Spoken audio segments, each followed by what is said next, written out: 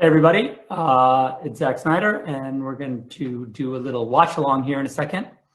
It's been a big day for me, and it's really fun to see all the great response to the movie, and I'm glad everyone's finally getting a chance to see it. So what we're going to do right now, though, is pretty historic. We're going to do the first ever kind of watch along on the opening day of a movie at this scale. So that's really exciting. And in a minute, I'll give you a little update on how to just kind of sync up.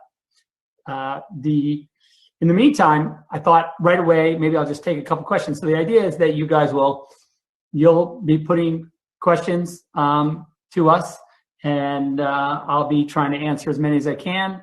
And right here off the bat, I'll try and answer a few of these. As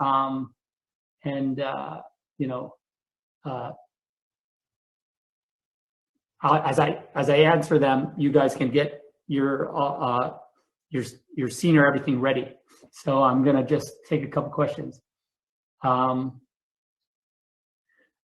first question is, how early did you know that Swanwick was Martian Manhunter? Did you already know in Man of Steel? In Man of Steel, I did not know he was Martian Manhunter. Listen, the truth is, we always said like, oh, Swanwick is a great potential Martian Manhunter. He has all the attributes that make him could be a great Martian Manhunter. During BVS, for sure, I was like, okay, now we're really getting Martian Manhunter-y with this fella. And then during Justice League, I really thought it would be fun to make him to do that. I'll be honest, nobody was really into it but me, and so but now that I had a chance to kind of do it the way that I felt like should be done, we were able to kind of get Harry to be Martian Manhunter, so that's fun. Let's see, there's another one. Let's see. Watch movie.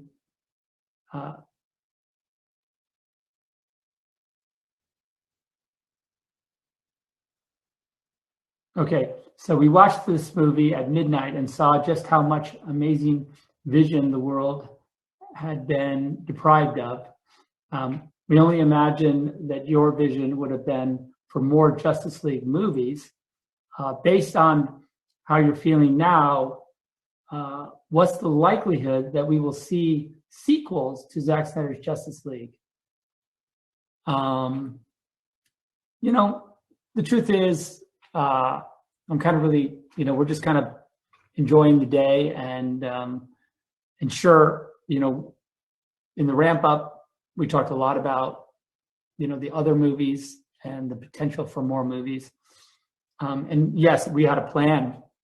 If you go to Dallas, to the gallery in Dallas at AT&T headquarters, the dry erases are up there, and that kind of maps out a lot of what we had planned for the other two movies, the two movies that would have followed Justice League. But if this is the only movie that I ever make, the last movie that I ever make in the DC universe, that'd be fine. But I will also say that I never thought I'd be here talking to you about my Justice League, and so it's pretty amazing. I've said it's probably more likely that they would have made a sequel to that movie that I did than it would be that they drug Justice League out of the dustbin and let me finish it my way. So, like I said, stranger things have happened. What about Gandalf? Says, hey, Zach, can you recall what was your favorite moment on set during the whole process? What made you smile the most? Also, thank you so much for completing this. That's nice. Listen, I love shooting, and I have a great time, and I love this cast. The people the actors are amazing, and they're fun to work with, and I consider them my friends. So I had a lot of great moments on set. One moment in particular that was really fun was the moment when Jason had to dunk underwater in the Icelandic bay, which was freezing cold. And he didn't have to. I guess he did. I think he just did it on his own at the last minute. because I don't think I ever shot him going underwater, because I always wanted that moment, like when he looks and when Ben looks away at the Icelandic girls and then looks back, he he sees that he's gone, and so that was fun. But at the end of that scene, he dunked himself underwater and then stood up and went like, "Whoa!" So like that was cool. And then he came out and he gave me a big hug and he was all wet, and that was fun. What about a question that says it's from Da Young 11?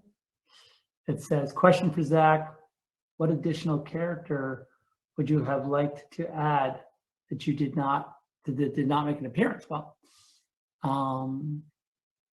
that's hard to say. Well, I mean, we had shot a scene with John Stewart, the Green Lantern, and so that was the thing that I had intended originally. We'd shot the scene in London, but without a Green Lantern. We just shot Ben's side, and then our plan was when we got home to figure out what to do with that. And then I just felt like John Stewart was the right Green Lantern, and then the studio had plans, I guess, for John Stewart, and so they asked me not to do that. And so, I'm I would have liked to seen him in the movie. The Snyder Cut. Do you think the Snyder Cut movement will open doors for studios to give more control to directors? I don't know. It's a good question. It's a very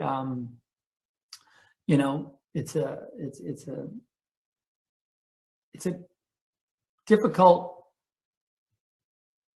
world to assess, only in that it's a big business and there's a lot of money at stake. But on the other hand, people go to the movies to see a particular point of view, or I do anyway. You want to like be put in a perspective that maybe isn't your own, or like you want to sort of feel that you're being taken on a journey.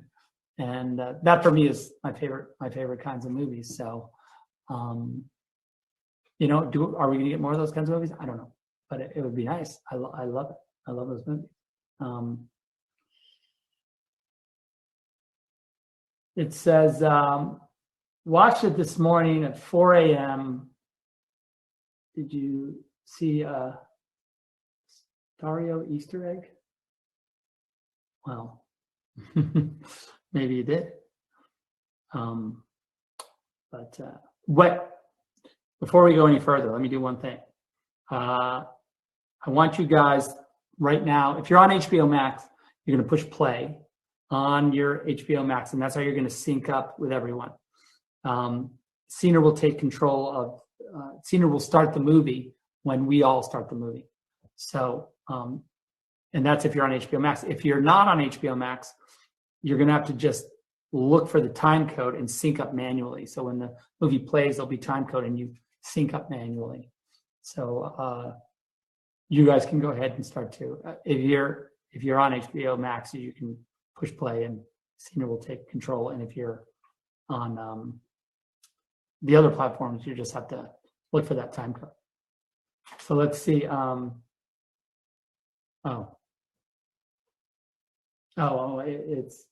It's yeah. Okay, that's just. We heard you were. That's a spelling issue there. I think it was semester. We heard you were going to celebrate today with your dentist appointment, and it was fine. My teeth are in great shape, so that was good news. No cavities, so that's good. It's a good follow up, because I did actually go this morning, which was fun. It says thank you for inviting us for the event and giving the fire to the movement. There was a one behind the scenes photo of Ben in the Batmobile where you were face palming. What was that about? I'm sure some goofing around. I don't know exactly the moment, but I can imagine that there was just some goofiness going around. There was a lot of like cues. One of the things about that scene that's funny is, most of the close-ups are me, the hands, and even like there's a shot where when the Batmobile is escaping from the parademons, you see that a boot like push the gas, and that's literally my hand on inside the boot being also the feet. So that could have been somewhere around that. If you could adapt Maddie F, if you could adapt any comic storyline to film, which would it be? Maybe an Elseworld story, maybe. Listen, you guys know that if I could do any comic book or graphic novel, I would probably just do Frank Miller's Dark Knight Returns, faithful adaptation. That would be good. Or there's another Miller book I like, which is Elektra Lives Again, which is I have over there. Anyway, those are great books. Yeah. So A Killing Joke maybe too is really good. So I know there's all sorts of versions of all those things, but I like the sort of faithful adaptations. I think that could be fun.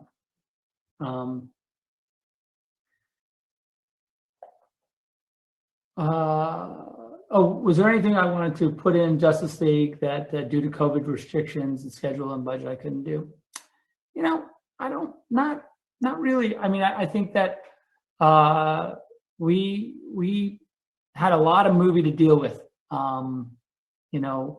the way it was. And so the little things that we shot, the little pickups I got were really just stuff that I just wanted to do, frankly, except for Joker and Batman. And that came after because I just felt like it was rude. If this was my last movie in the DC universe, I just thought it was rude that we never had a Batman Joker scene. Like we have a Batman and we have a Joker. Like why?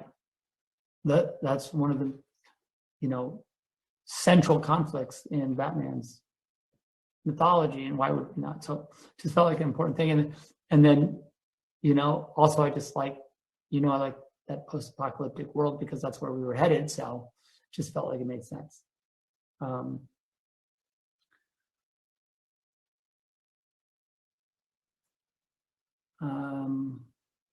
Let's see.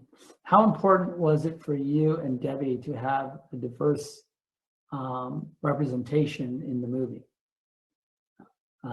Ryan Choi, Victor Stone, Polynesian Arthur Curry, female representation with the Amazons, Victor having lost a limb, things like that. Yeah, very important. Even at the very beginning when Chris Terry and I were talking about the story, it was always Cyborg's story. I thought he was a super important character, and that it was important that it was time for Cyborg, frankly, to be sort of the centerpiece of a movie. And I'm surprised, I thought, by now, I mean, of course the movies come out now here years later, but at the time when we were writing it, I thought, wow, the next thing they'll probably do, because we were working on the Aquaman and the Wonder Woman stories sort of alongside, but I thought once this movie comes out, it's time for a Cyborg movie. He's on his feet and ready to go. And I think if there's anything I regret, it's not really making sure that movie was in the shoot, but it just felt like we were going to want to get Ray involved and get, find out what stories where everyone was going to be passionate about. But it just felt like he was ready to. And I think when you watch at the end of this movie, you see that he's in a place where he could really have, he's ready to make a movie. He's ready to tell a story.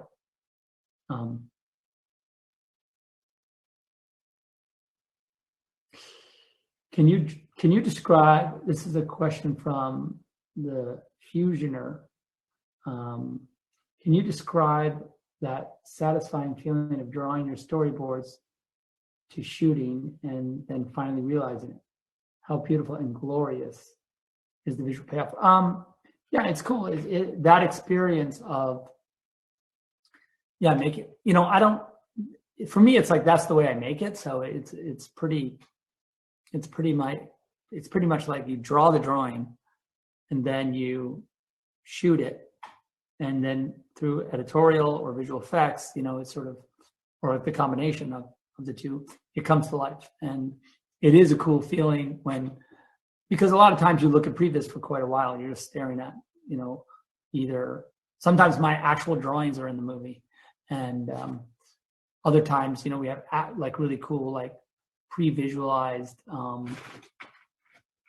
special, like a computer generated kind of image, and those are cool. But then when you see the actual shot land, it's almost like you just shot it again, and that's a really fun moment when you see a shot and you're like, oh my Lord, that's amazing. Like when we saw that dark side image the first time, where he comes through the molten steel. I remember that being really cool and just going like, wow, this is we talked about it for years, and then to finally see it was really something special. Well, shall I maybe we should get to it. Maybe I'll do one more question, something cool, and then we should push play, and I'll chat with you guys as we go. I'll be in the comments trying to answer your questions as we go. Listen, if it's your first time seeing the movie, I get that you're going to kind of be watching the movie and not necessarily just pounding on your keyboard. But if it's your second time or third time, which I think is almost physically impossible based on the amount of time the movie's been out, but maybe this is your third, it would make some sense.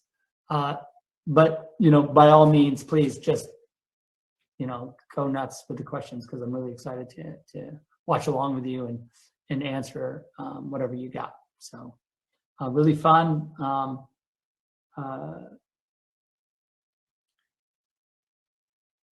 This is funny. It says, here's a question for you. That is, hey Zach, how does it feel to have made a movie that broke the internet? Well, it's a cool question. The internet is I think it's only just kind of damaged. I don't think it's 100% broken. So it's going to recover. I mean, it is cool that we crashed the servers, a little bit cool that we crashed the servers in HBO Max or HBO Go in Asia and stuff like that. So I hope you guys continue to crash the servers with your, with your flood of requests for the movie. That's exciting and fun. And so we should get ready and let's go and watch the movie, shall we? So, so let's take it away, and let's just let Scener take over.